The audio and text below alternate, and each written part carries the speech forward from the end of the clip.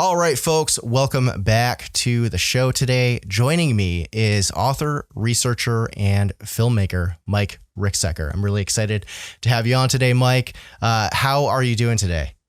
I'm doing really well. Thank you. I appreciate being on today. Great.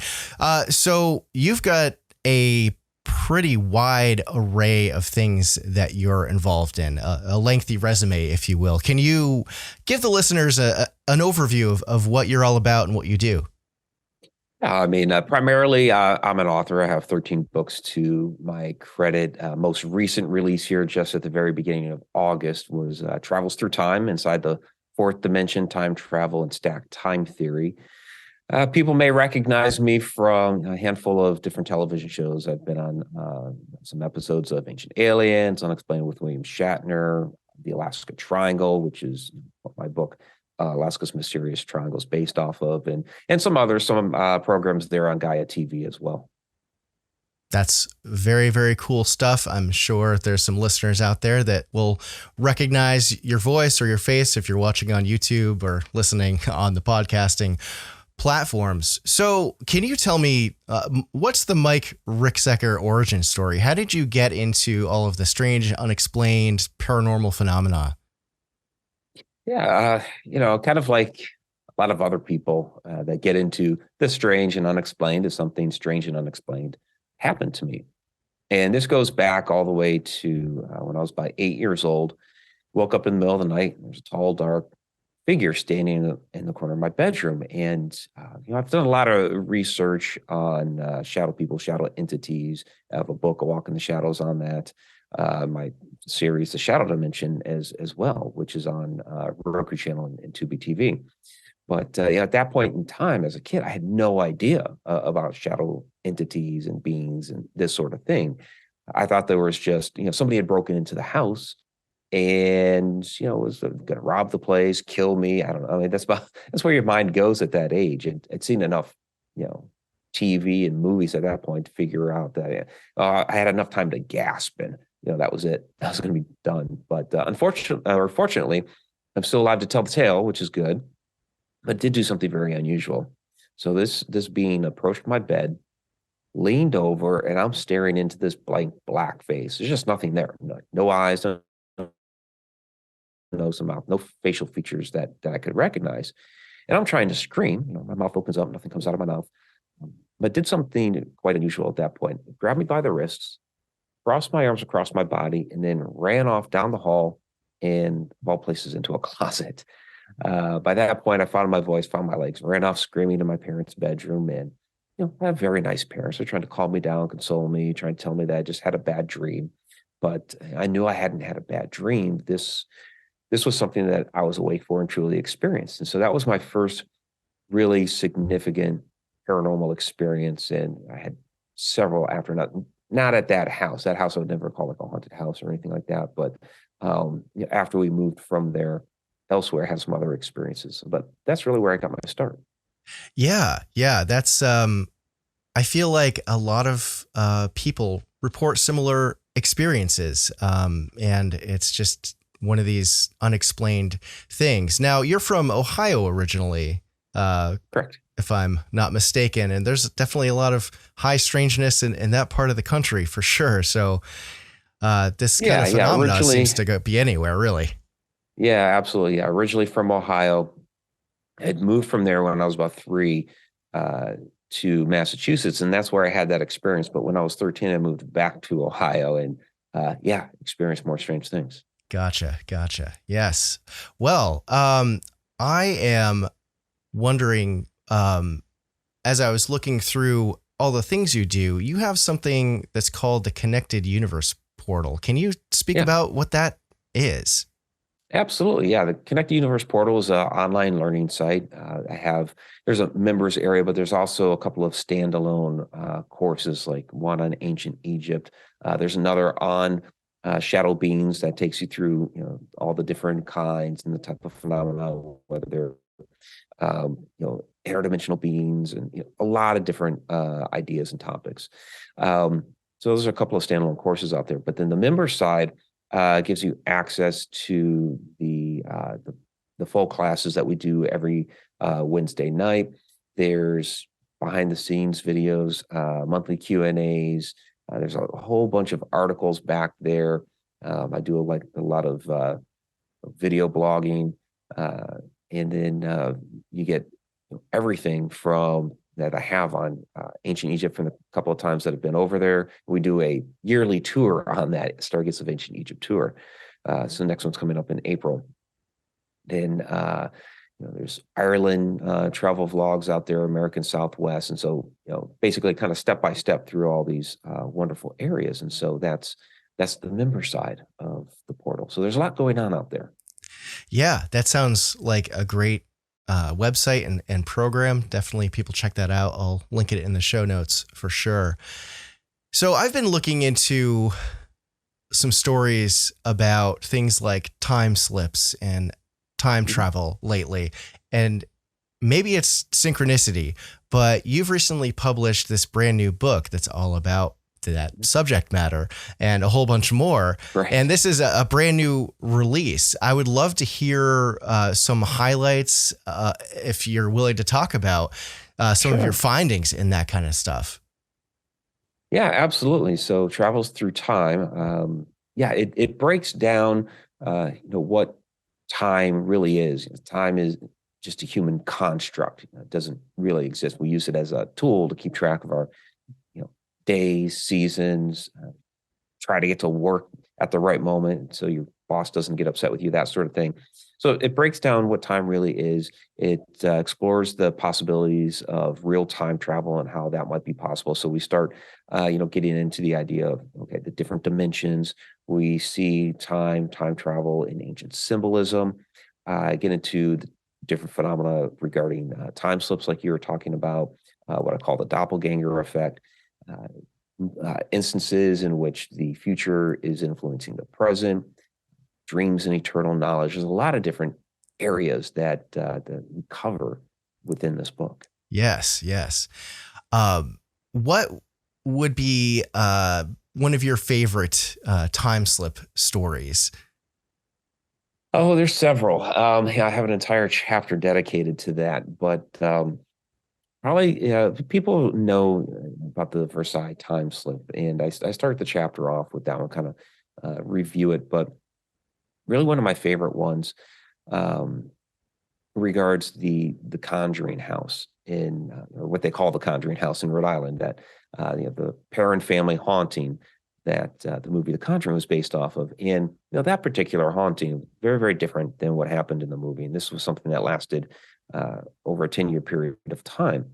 But in the middle of all of that, and I'm very good friends with Andrea Perron, the oldest daughter. In the middle of all that is something that Andrea even says herself was like the most significant thing that ever happened at that house. And it was a type of time slip. And what happened was she and her mother were up one night. In fact, Andrea had been up first, and her mother got up, wanted some coffee, something to eat, that sort of thing. And as Andrea's helping her mom preparing all this, Carolyn's sitting in the parlor. And as she's looking out into the dining room area, she sees suddenly morphing into existence this 17th century family. And that's, this house dates back to that time frame. And there's a woman cooking over an open hearth, and that at that time in the 1970s, that fireplace was closed up. A couple of kids running around. And there's two gentlemen sitting at a table with pewter steins. And they turn and they look at Carolyn, who's sitting in the parlor. And the one guy remarks to the other, "Well, would you look at that?" As if Carolyn was the ghost. It was an absolutely fascinating moment.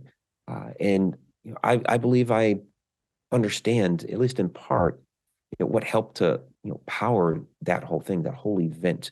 Was fascinating about this house. Right below where Carolyn was sitting is what they call the well room, because there's an open well.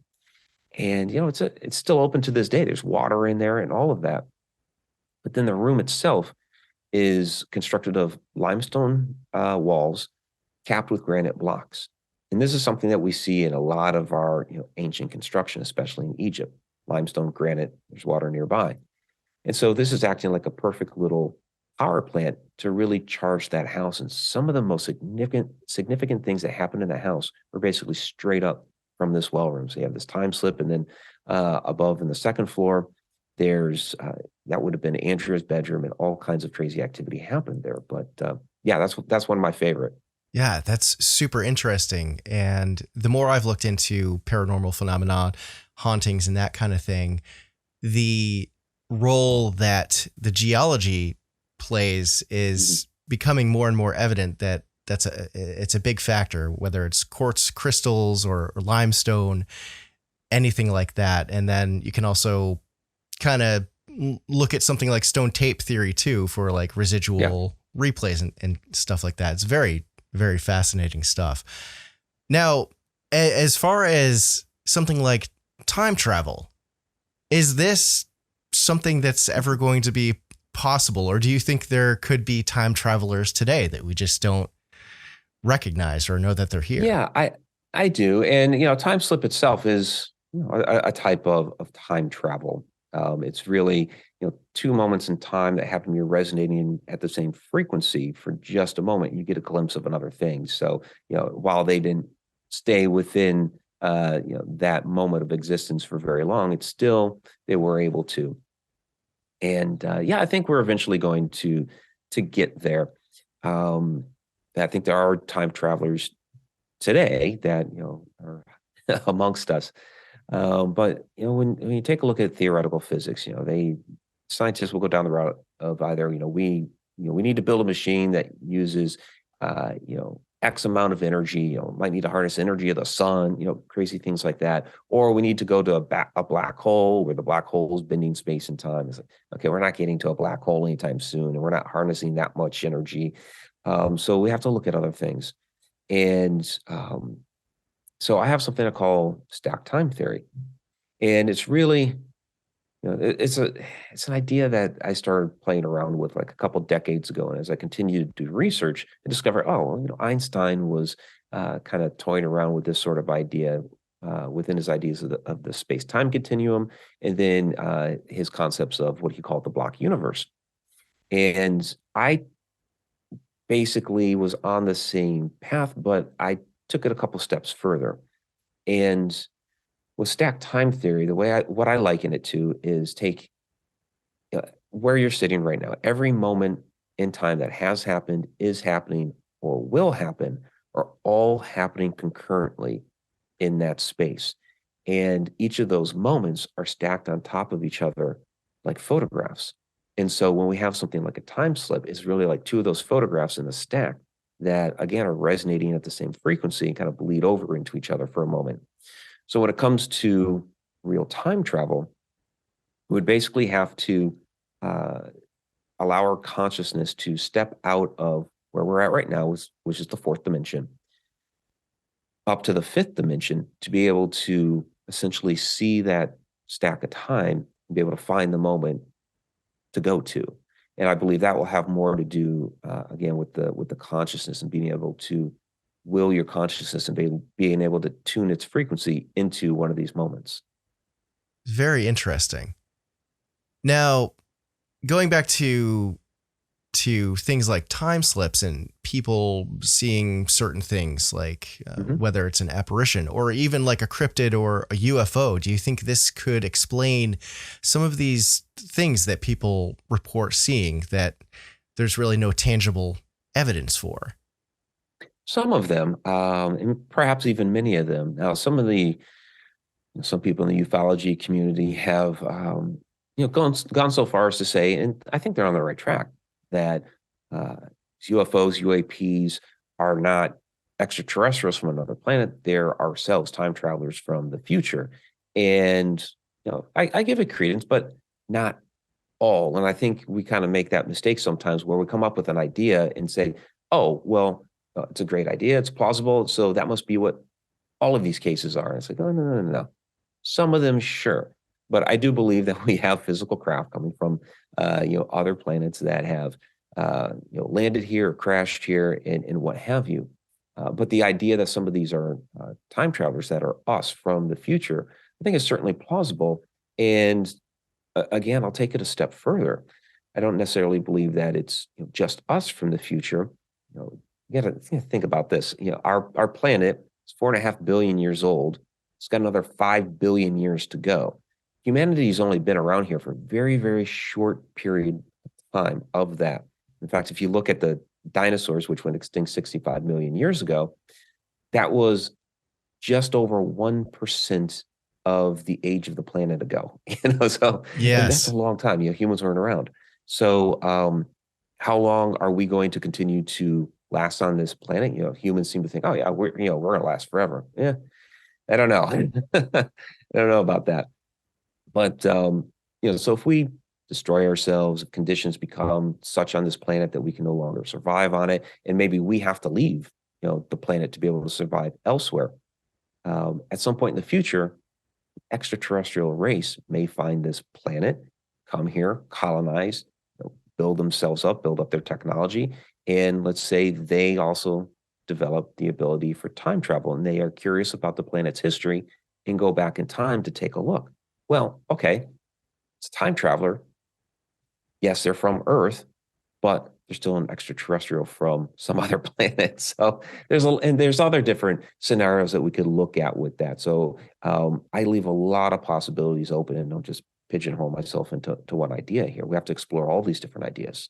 Yeah, that's a really fascinating theory about. You hear the time travel idea a lot as future humans, but it could very well be some other species that came to our planet in the far future. Or maybe even perhaps some long gone ancient civilization in the past that went extinct, thinking of the Silurian hypothesis, which is a really fascinating thing for sure. Now, what's your opinion on the simulation theory? Thinking of like the multiverse, different layers of reality, like your stacked time hypothesis. Yeah. How would something like this play into that? Well, that's a great question, because I do have an entire chapter on that one as well. I believe we're living in a simulation, but I don't necessarily believe it's a computer simulation like we see in the Matrix and other references to it. I mean, we liken it to a computer simulation now because that's our context. That's our most advanced technology that we have right now, and so that's the context that we put the idea of a simulated universe into.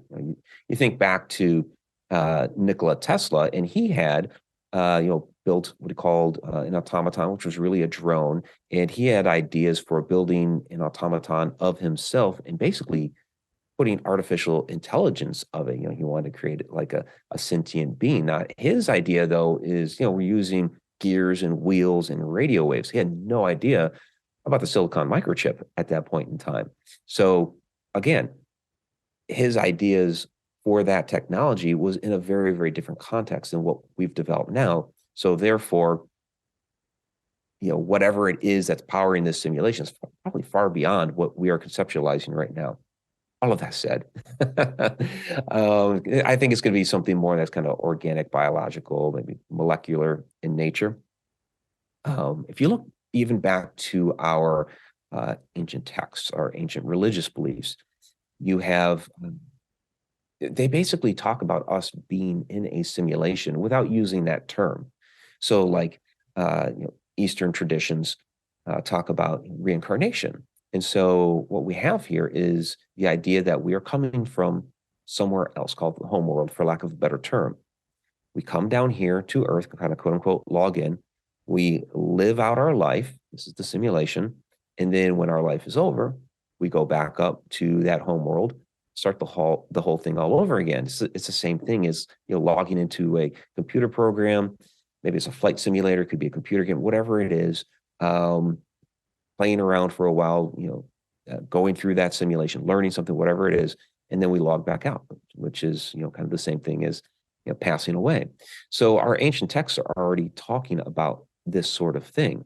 Now, looking at it from the perspective of time, I mean, this is some other plane of existence, some other dimension that's out there.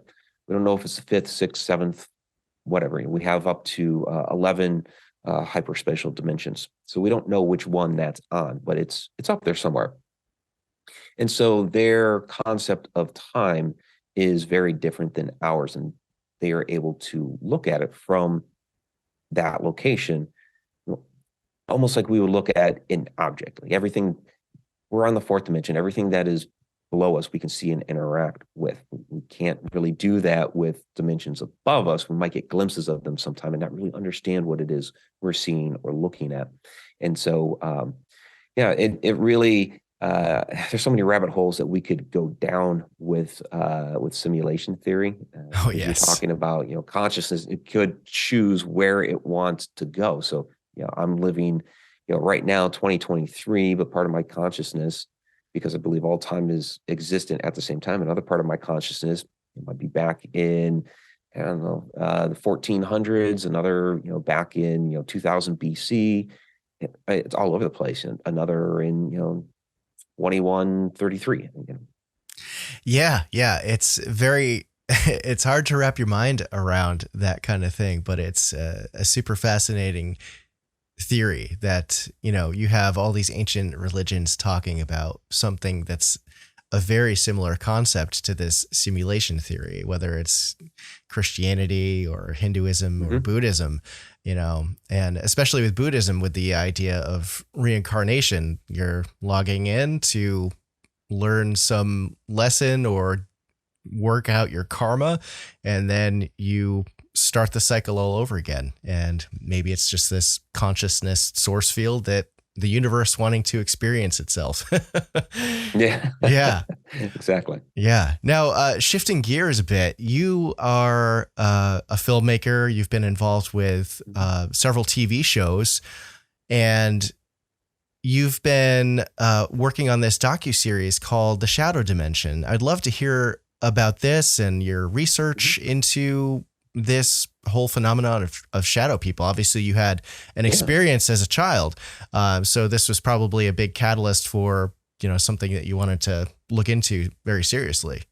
Yeah, absolutely. The Shadow Dimension docuseries, a 6-part series, running on Tubi TV and Roku channel, as well as some other smaller streaming platforms right now. It dives into what shadow people are, what they may be, recounting experiences from several people who have had encounters. We get into a lot of the different ideas and theories about who they are, where they come from, that sort of thing. And then we go to locations that have had reported shadow activity as well as reported portal activity, see if there's a relationship, there's correlation. And this was filmed during COVID, so we're a little bit limited as far as what we could do, where we could go. The 2 primary locations are the aforementioned Conjuring House and then Mineral Springs Hotel in Alton, Illinois. We do have a second part here that is in post-production, hoping to get that out by the end of the year, fingers crossed. There's a lot of work still be done there. But yeah, this was a really fascinating journey to explore this phenomenon a little bit more closely. Yeah, that's really a cool project to be involved with. Now, there's a few different types of like shadow entities that people encounter. What are the different types? And I'm also wondering, are you familiar with the Hat Man story? Would he classify as something like that?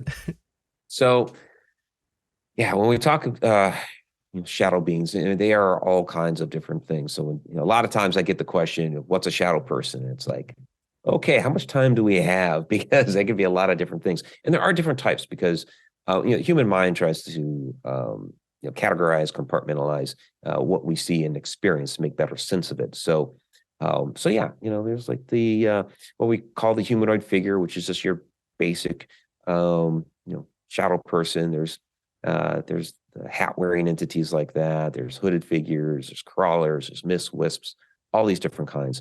So my book, A Walk in the Shadows, inside the Complete Guide to Shadow People, the first part of that book is all on the different types.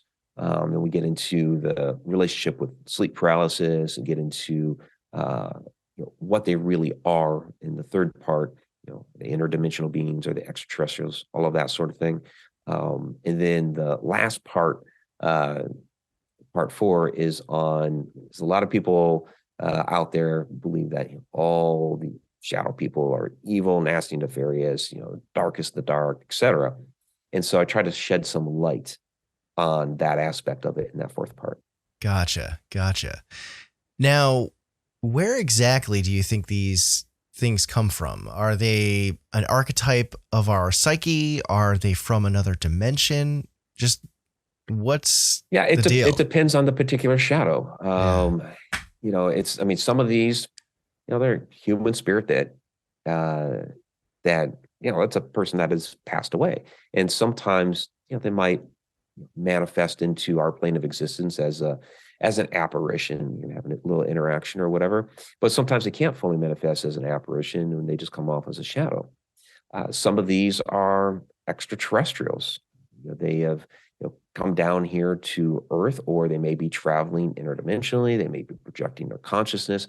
They could be ETs in a variety of different ways. They could be utilizing some cloaking device that they may think that is going to make them look invisible, but don't fully understand the physiology of our eyes. And to us, it comes off as a shadow. I believe a lot of these are interdimensional beings from some other plane of existence, and they may look like something else from whatever dimension they are coming from, and with us, it comes off as a shadow. So it really just depends on the type of shadow, that specific shadow that we're talking about here. Yeah. Now, do these cases happen more often during episodes of sleep paralysis for people, or can they manifest anytime? Yeah, they happen all the time. It's not just at night. It's not just associated with sleep. Some people see these things in broad daylight. Sometimes it's out in the woods. Sometimes they just might be in the kitchen and see something dart down the hall. They happen in all different times of night, all different conditions, all different locations. Now, there is, of course, some association with sleep paralysis, because that's where a lot of the stories come from. People, like my very first one. I woke up in the middle of the night and there was this tall, dark shadow person. Now, I can tell you how many shadows over the course of my life. The next time that I had seen shadows after that, 13 years old, moving into a new house, and I'm just unpacking boxes, putting things away. And there was one that kept coming up to my door, and I turned and looked, and the thing would dart off. And this happened a number of different times. And my mother even saw this thing. So, the large variety here. But the ones that are associated with sleep paralysis, a lot of people try to say, well, it's evil, demonic, whatever. They're an energy vampire, a lot of different ideas and theories. And, the idea there is that, they are intentionally imparting this paralysis on a person. And this is where the medical community jumps in. And unfortunately, they make a carte blanche statement of saying, well, no, these shadow entities, these nighttime intruders, they're just a hallucination out of the dream state. And so it's like, well, again, we see these things all different times of day and all different situations. It's not just related to sleep. So if I'm in the kitchen and I see a shadow run down the hallway, how does that have anything to do with my dream state from the night before? Doesn't make any sense. But sleep paralysis is a real biological phenomenon that is completely legit. It does happen. I've experienced it. And the way I've experienced it is a little bit differently, where I, rather than waking up and having paralysis, I've actually done it the opposite, in which my body was so exhausted that it shut down on me. And I was consciously awake and aware of everything in my mind, but could not move the body because it just was done. And that's a little bit more of a rare occurrence, but that does happen. But basically what the body is doing here with sleep paralysis is that, while you're sleeping, is trying to prevent your body from acting out your dreams. Now, every once in a while, of course, it's not foolproof, because sometimes, you accidentally kick your significant other in bed, but that's the function. That's what's supposed to happen. And there are times in which we wake up and that effect hasn't stopped. So when it comes to this relationship with the nighttime entities, well, this is what I say is, and people who have had small children can relate to this, is that there are times child comes into the room. My youngest son, Cameron, was notorious for this. Child comes into the room, usually late at night like that, they have a bad dream, you go to the bathroom, you drink water, whatever. They usually tap you on the shoulder, shake you awake, and you go take care of it. But like my youngest son, Cameron, and others, have had children do this too. He would stand there at the edge of the bed and just stare. And it's really creepy because you wake up, oh my God, Cameron, what are you doing? Oh, I had a bad dream, need to go to the bathroom, whatever it is. Okay, take care of it. Next time, tap me on the shoulder because that's just creepy, right? So then the question becomes, well, if he didn't tap me on the shoulder or shake me awake or whatever, what was it that woke me up? And essentially, it's his presence. The human body has a toroidal field of energy that emanates out from it. It extends several feet, like up to 10, 15 feet sometimes. And, it's like you could have your back to a doorway and all of a sudden somebody walks into the room. You didn't hear him, but you feel, oh, somebody's hearing, turn around, somebody's there. You feel their presence. And so basically when his toroidal field of energy crossed into mine while I was sleeping, I could feel that. That's what woke me up. So I believe the same thing is happening with these shadow entities, that they, appear in the room and they also have their own energy, and their energy field crosses into ours. That wakes us up. And we turn and we look, and we see this figure standing there. We don't usually immediately jump to, oh, there's a shadow person here that's trying to, paralyze me or whatever. We usually go to there's an intruder in the house. Somebody's broken in. That's usually the thought. But then the body, not always, but sometimes will still be in that paralysis state. And now I can't move. And it's like there's an intruder in the house. I can't move. Adrenaline starts racing and you kind of tumble down this rabbit hole. But but the sleep paralysis doesn't always happen because people have woken up, see these things, they're able to move about. One guy shared a story with me that he woke up to the thing sitting on his chest, kind of like the old hag syndrome sort of thing, but he actually grabbed it, threw it off the bed, and they went tumbling to the ground together. It's the way I chalk it up is there are two phenomena, one biological in nature, one supernatural in nature. They just happen to be occurring at the same time. Yeah, that's a very, very fascinating, sometimes disturbing for people type of phenomenon. Yeah. And I get it. Yeah. I haven't experienced sleep paralysis in a long time, but back when I was in college, there were a few incidents where I was just so exhausted that I was laying down on my dorm room bed and I conked out physically, but my mind was still fully awake. I could hear my roommates playing their video games, watching TV, eating food or whatever. And I just couldn't. Yeah, so you had it like move. I did. Yeah. No shadow entities, but just the kind of weird feeling of teeth trying to press into my skull, which was not fun. But yeah.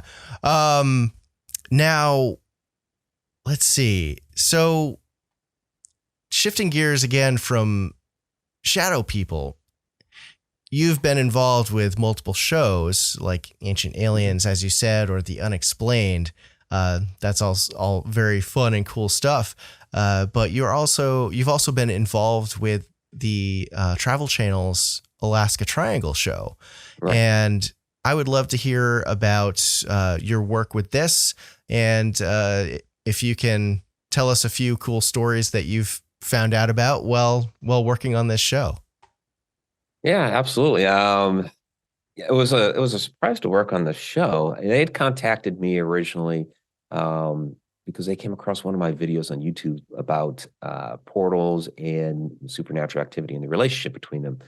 It's funny is it was one of my least viewed videos at the time, and I had other ones that tens of thousands of views, and this one had a couple hundred, and they found it.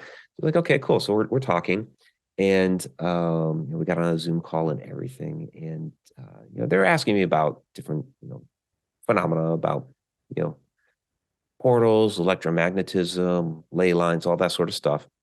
And they asked me, well, at some point in the conversation, well, what do you know about this type of stuff happening in Alaska? And I was like, well, there's the Alaska Triangle. And they're like, that's the exact name of our television show. And I'd known something about it because I spent 3 years in Alaska during the early to mid 90s when I was enlisted in the U.S. Air Force.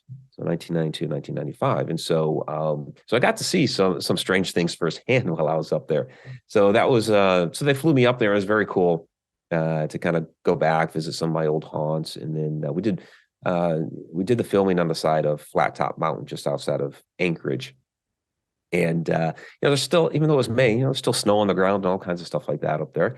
It was a little chilly, but yeah, there's people when we talk about the Alaska Triangle are usually like, oh, I didn't know there was a Alaska Triangle. Where did this thing come from? It's like, well, because they're all familiar with Bermuda. In fact, long ago it was referred to as Alaska's Bermuda Triangle, which kind of silly.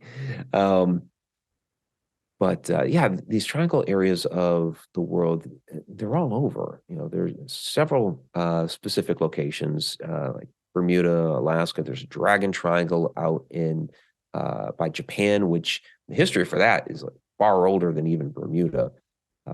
Lake Michigan Triangle, Bridgewater, all kinds of interest. And when I was out in Ireland, learned of one that's there. So yeah, they're all over. And basically, what's happening is you have that. The magnetism from the Earth's core that rises up out of the ground so that can protect our planet from solar flares and all that sort of thing. And as it rises up through like the mantle and the crust, it's interacting with different metals and minerals and things like that within the ground. And so creates different magnetic fields depending on what it's interacting with. And in these particular triangle areas, there's something significant within the ground there that's causing this to happen. And so like a lot of things that'll happen when you hear of like Flight 19 in Bermuda, or some of these missing airplanes in Alaska, or even some of the crazy things that have happened with ships up there, the navigational equipment will go awry, whether it's compasses or other type of equipment. All of a sudden it just starts acting haywire, and their guidance is thrown off. The one ship up there, the Princess Sophia, crashes into a reef. Planes get off course, never seen or heard from again. Bizarre things like that happen quite regularly. Yeah, and you've got these high profile cases of things like it was Hale Boggs, the former Senate Majority Leader in the 70s, and there was who was it? Nick Begich. Nick Begich. Was with him. Yeah. He was an Alaskan congressman, and their plane was going up for some political rally, I think, and they just completely disappeared. And there's all these cases like that. Yeah, they were headed to Juneau from Anchorage. They were flying through the Portage Pass, last anybody knew, and completely gone. The largest search and rescue mission at that point in history was launched. You're talking about major political leader here. They're using spy planes and all kinds of stuff. And to this day, not a single thing has been found. Yeah, that's wild. It's been, what, 50 years or so? Yeah. And there's a lot of... just over 50 years. Yeah. And there's a lot of theories about what happened, aren't there? What do you kind of lean towards with what's the explanation? Yeah, there's some different ideas here. Interesting thing that came out a few years back was there was an individual who came forward to the Alaska State Police. It's about, I think, 10 years ago. And he was involved in a lot of crime in the area. And he was basically, setting the record straight, giving up information. I'm not quite clear on what his motives were, but basically he's talking about all these different high-profile crimes that he had been involved with in the area. And one of the things that he actually mentioned was the Boggs baggage plane, and that he was instructed, no questions asked, he was instructed to go up to that plane. He didn't know whose plane it was at the time, and put a suitcase on there and just walk away. And of course, it ends up this plane that goes missing. So some people have tried to get the case reopened, more investigation to be done, this sort of thing, to see if it was a bomb, some sort of explosion. And the authorities up there in Alaska, the FBI, all that, there's no evidence of an explosion. There's no pieces or anything. There's no shrapnel, nothing. And other planes have gone down in the Portage Pass, and when they have recovered those airplanes, they've never found anything to do with the Boggs baggage plane. So that's one idea that's been put out there. And some planes, sure, kind of naturally, will go missing because whatever weather conditions, and they're found later on. But some of them, if we still haven't been able to find to this day, one of the ideas that's been postulated is that they are slipping through portals that are opened up as a result of the electromagnetism from the Alaska Triangle. And it's a measurable electromagnetism. This is something that back in the 1960s, the U.S. Department of the Interior, they actually surveyed. And it was only like 1/6 of the state. You got to think about this. Alaska's over 600,000 square miles. It's huge. It's more than two and a half times the size of Texas. Yeah, it's massive. So they surveyed about 100,000 square miles of it, and just within 1/6 of the state here, they discovered what they called 5 distinct magnetic characters, and some of these different characters included negative anomalies. That's their terminology, negative anomalies. So they know that there's this significant electromagnetism up there. So take something like 1950 Douglas Skymaster. That goes missing, coming up out of Anchorage, headed toward Montana. And as it's just exiting Alaska, headed over around the Snag area in Yukon Territory, goes missing. Perfectly beautiful day, and just nothing. Never heard from again. It's literally rally the troops. The U.S. military and the Canadian military at the time were doing some joint exercises together. Hold those guys off of those, have them out there searching, looking, all kinds of planes flying around looking for this missing Douglas Skymaster. Nothing ever found. Wasn't even a month later, was another plane, smaller, actually did crash in that area. They found that one right away. Still no Douglas Skymaster. So, like I said, one of the ideas is that it's passed through some sort of portal, spawned up by the energy of the triangle, and I consider it a legitimate possibility. NASA acknowledges portals out in space, similar type of a anomaly where they open and close, different sizes. They have satellites up there trying to figure out what's the cause of it. And they still haven't been able to figure it out. But Yes. they recognize that they're there. Yes, the yes. X-points. Yeah. So we know this phenomenon happens. So let's think about this for a moment. We'll relate it back to time too. So let's say you got your Douglas Skymaster that flies through a portal. Great. Where does it go? What's the other side of the portal? Is it another dimension? Is it another point in time? And so what I like in this too is let's say there's a portal to another point in time, that this portal linked one of our moments in the stack of time to another moment within the stack. And we'll just we'll throw an arbitrary number out there and say 500 years ago. Goes back in time.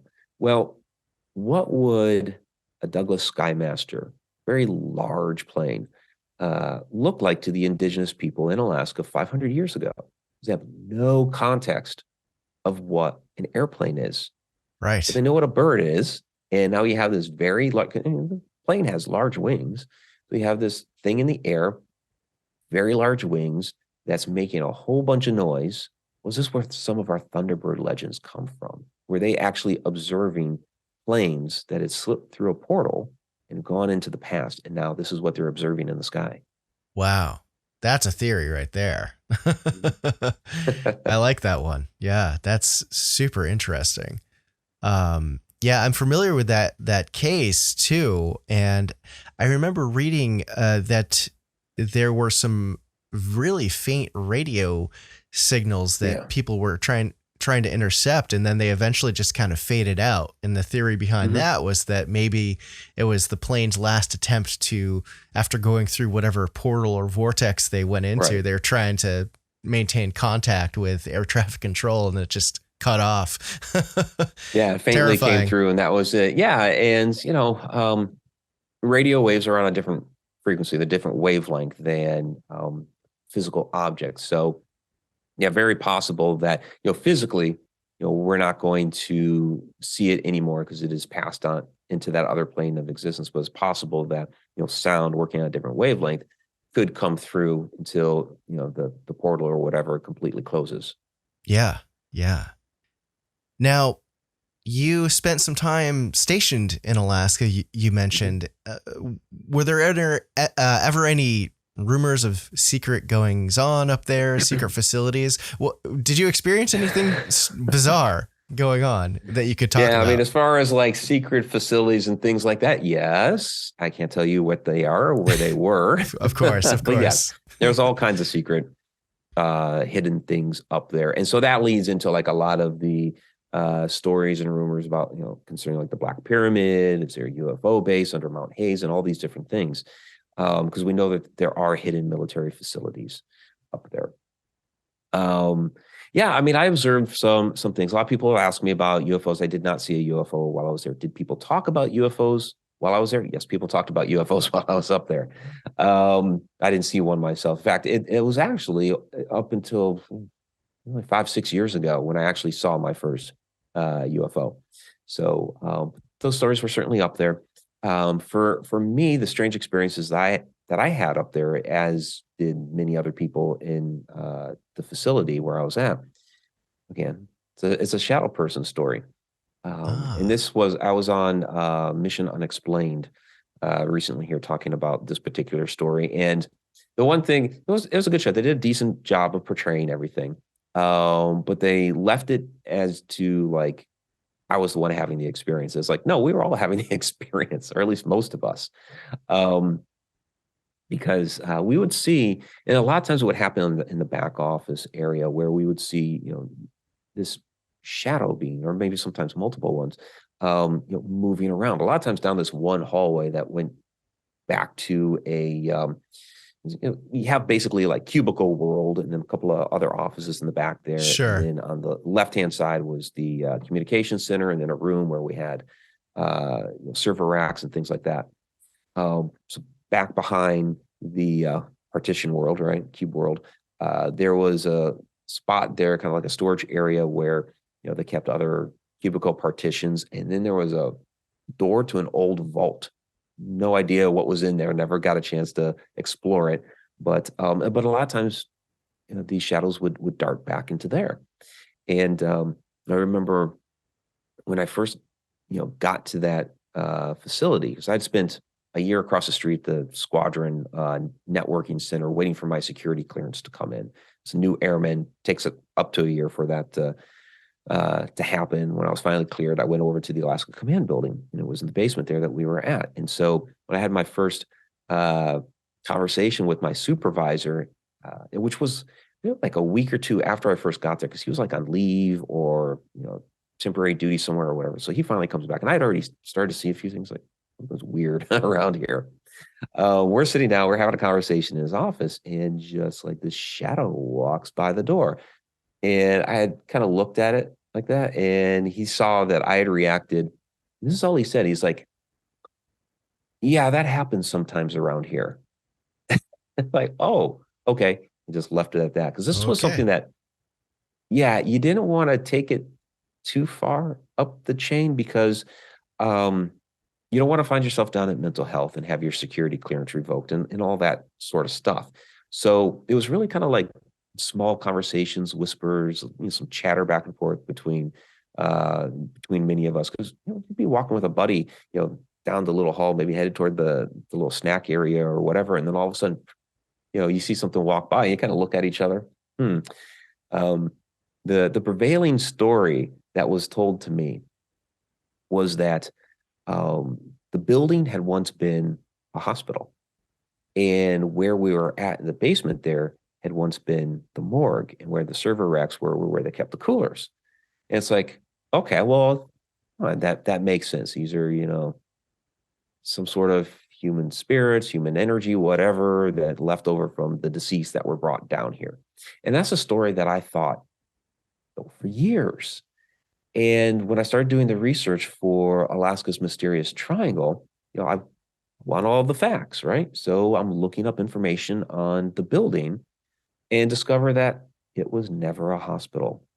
It was built for exactly what it was being used for, which was command. So then I'm left scratching my head. What in the world did we witness down there? Huh. Because there are probably at least a dozen people that I talked to while I was there that had all seen the same thing. Probably more than that. So with my research into time slips, things like that, it got me wondering if we were perhaps seeing shadows of the past, maybe even of the future, or of ourselves. So I think that we were experiencing some sort of time slippage there in that facility, and these shadows were other personnel at another Interesting. point in time. Yeah, that's could very well be the case, especially if it wasn't actually a hospital. And it's, funny, you hear rumors of stuff and you actually look into it to find out what's the true story. And it's something completely different than what Right. all the hearsay is. So kudos to you for getting to the bottom of it. Now, so you mentioned that you never saw a UFO in Alaska, but there are a lot of reported Stories. sightings. What are some of your favorite stories of UFO encounters up there? Probably the most famous one is the Japanese Airlines from 1986, that particular Yes. incident. And because with Captain Terauchi and what he experienced, and they got. You have all these transcripts of the radio chatter and what happened. You got a United Airlines flight that was involved. So when the FTC got involved, right? FTC.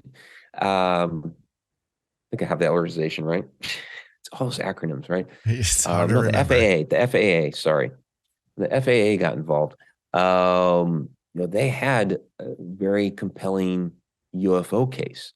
They got the radar data and all that stuff. The only thing they really couldn't get was the radar data from the military. They wouldn't give that up, but because it was all being recorded there at in Anchorage, they have the recordings of the military chatter. So they have all this compelling evidence. They're presenting it between the board of several different government agencies, like FBI, CIA. You had Reagan's science team that was involved. They were really interested in what had been reported, and basically the CIA shut them down and said, "No, you're not talking about this. We're going to chalk it up as something else." But it was John Callahan. He's passed away now, but he came forward some years later. He was the FAA guy and said, "No, this is actually what happened." And Captain Terauchi, he was a poor guy. He was basically given a desk job after that in Japan because he had basically dishonored the company. Poor guy. Yeah. That seems to have been the MO for a lot of stuff that pilots have seen over the years. They're not supposed to report this kind of phenomena, but and that's why we have the UAP hearings the other day, and John Graves is like, pilots feel scared to actually report this. They're seeing all kinds of stuff in the skies, but they feel that they're jobs are at stake if they report something. We need something, a safe haven for them to be able to report this phenomenon without fear of losing their jobs, because we've seen it happen so often in the past. Right, right. Yeah. Hopefully it's a signal for a shifting tide for sure. And maybe things will change and as more information gets trickled down to the general public, whether they believe it or not, Yeah. which seems to be the general consensus of the populace right now. Yeah, for sure. So one more thing before we go here is other cryptozoology cases. Is that anything you've looked into? I know you mentioned thunderbirds, but Right. are there other cases up there that you've looked into that seem to have some merit behind them? Yeah, I mean, there's a lot. When we were talking about Alaska, there's a lot going on up there, and so I do have a chapter on it. There are people that have done entire books on cryptozoology in Alaska. So I would refer people to David Weatherly's book on that. Very, very extensive. So I covered some of the more famous cases, like the hairy man at Port Chatham, the Lake Iliamna monster, which is basically like the Loch Ness monster of Alaska. Of course, you have a lot of Sasquatch sightings. The Kushtaka, which is very similar to like a what we would refer to as a Wendigo down in this area. So there's some very, very interesting tales up there of different beings. I like some of the different giant stories from up there, because there have been discoveries of giant graves, large skulls, this sort of thing. But then also you see it embedded within, absolutely, within the culture of the native Inuit. And I came across this document. I love finding old books or old documents, handwritten, 500 pages, by this native Inuit back in, it was like the 1930s. And he wanted to get all these things down before he passed away. So it's really like broken English and things like that. And you're trying to make sense of what you're reading. But he had a number of different giant tales that have been passed down over the centuries within the Inuit culture. And when you start looking at the way the stories are told, you're finding that these beings, begat with the native Inuit women, and then these giants were born. And it's like, wait a minute, this is a story of the Nephilim that's being told here in Alaska. Wow. How in the world did that story get up here? It was, absolutely fascinating to see how that story was carried out in another part of the world that should be cut off from the Middle East, right? But there it is. Yeah, that's super interesting. I've never run across stories of giants in Alaska before, but that's something to be looked into a lot further, I think. Yeah, absolutely. Yeah. I highly encourage it. It's interesting. Yeah, definitely.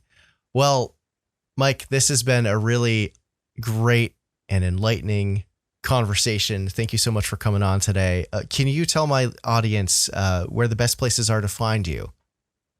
Yeah, absolutely. Best place would be my website, MikeRicksecker.com. You can also go to connecteduniverseportal.com, which we talked about earlier. And, my books, of course, I link the books on all those websites. Those can be found, Amazon, Barnes & Noble, wherever books are sold. And then The Shadow Dimension, again, you can find that docuseries.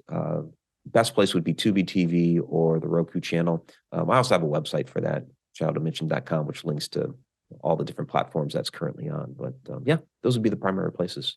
Awesome. Great. And those will be all in the show notes. So definitely check all that stuff out. And again, Mike, thank you so much for coming on today, and I hope to have you back on sometime in the future for some updates and all the work you're doing. Yeah. Absolutely. That was a great conversation. Thank you very much. Yeah, thanks. Take care.